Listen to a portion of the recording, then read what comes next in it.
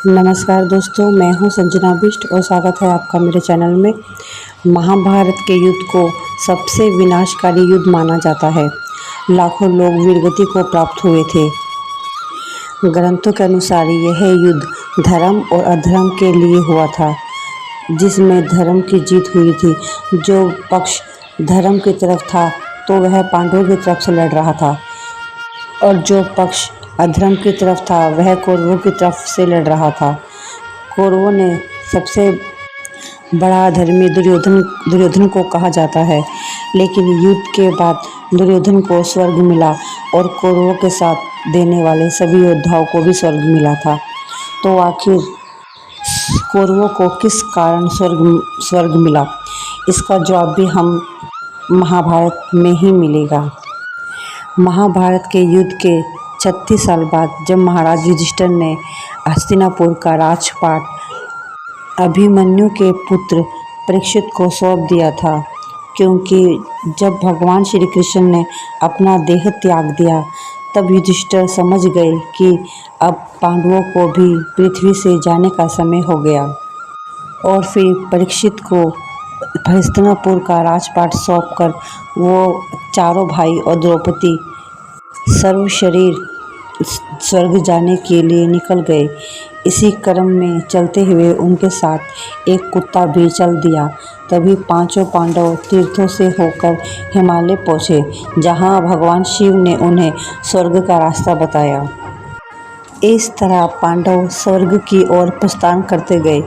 इसी क्रम में सबसे पहले द्रौपदी, नकुल, फिर सहदेव, उसके बाद अर्जुन और फिर भीम एक एक करके सब गिर गए, परंतु युधिष्ठिर और वह कुत्ता जीवित स्वर्ग के ओर तक पहुंच गए, जहां धर्मराज उनको रोक दिया। तब युधिष्ठिर ने कहा, धर्मराज, मैं इस कुत्ते के बिना स्वर्ग नहीं जा सकता। इसके बाद वह कुत्ता अपने वास्तविक रूप स्वयं धर्मराज के रूप में आ गया। तब युधिष्ठिर जीवित शरीर स्वर्ग पहुँचे। वहां जाकर उन्होंने देखा कि दुर्योधन सभी पुण्यकारी देवताओं के साथ एक दिव्य सिंहासन पर बैठा है। युधिष्ठिर को कुछ समझ नहीं आया।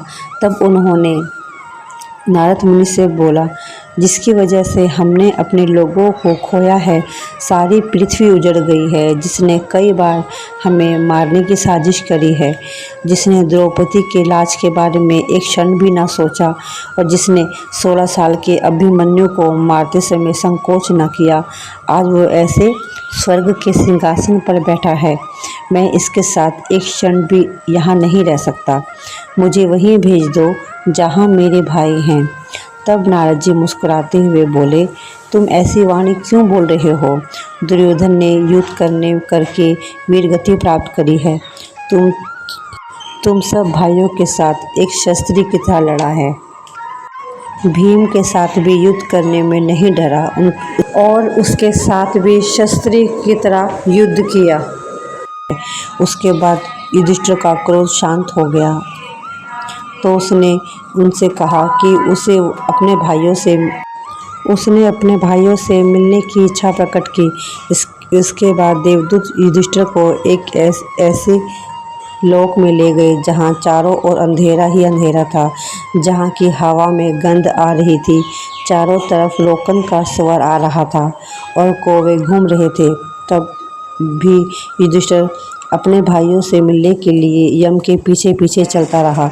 काफ़ी समय चलने के बाद युधिष्ठिर ने यमदूत से कहा, कितना और समय लगेगा? तब यमदूत ने कहा, अगर आप वापस जाना चाहते हैं तो चल सकते हैं। यह सुन युधिष्ठिर जाने ही वाले थे, तभी उनको उनके भाइयों की आवाज़ सुनाई दी। उन्हें देवदूत दिखाई दिए। इतने में वहाँ अन्य देवता भी पहुँच गए। तभी वह जगह अंधेरे से उजाले में बदल गई और दुर्गंध सुगंध में बदल गई। तब युधिष्ठिर देवदूत से कहा, ये क्या था? तब देवताओं ने बताया कि तुमने पूरी जिंदगी में एक झूठ बोला था कि अश्वत्थामा के बारे में, कि अश्वत्थामा मर गया, इसलिए आपको कुछ समय नरक मिला। अब आप अपने भाइयों के साथ स्वर्ग में प्रस्थान करें। उसके बाद पांचों पांडव और द्रौपदी स्वर्ग की ओर चले गए और वहां पहुंचकर जब भीम ने देखा कि दुर्योधन सहित सभी कौरव पहले से वहां मौजूद है, तब उन्होंने युधिष्ठिर से पूछा, भैया दुर्योधन ने आजीवन पाप ही पाप किया है, उसने कभी कोई अच्छा काम किया ही नहीं, फिर इसे स्वर्ग कैसे मिला? क्या भगवान से भी न्याय में कोई गलती हो गई? तब युधिष्ठिर ने बताया, दुर्योधन ने जिंदगी भर एक ही लक्ष्य रखा, हस्तिनापुर का राजपाट। उसी की वजह से उसने कई गलत काम किए। बचपन से ही उसे सही संस्कार नहीं मिले, इसलिए वह कभी सच का सामना नहीं कर पाया। लेकिन उसके मार्ग में कितनी भी बाधाएं आती रही, वह तब भी अपने लक्ष्य में डटा रहा। अपने लक्ष्य को पाने के लिए वह वीर गति तक प्राप्त हो गया। इसलिए दुर्योधन को स्वर्ग मिला और इसके साथ सभी कौरवों को स्वर्ग मिला, क्योंकि वह सब वीर गति को प्राप्त हुए थे। वीडियो अगर अच्छी लगी हो तो प्लीज़ लाइक और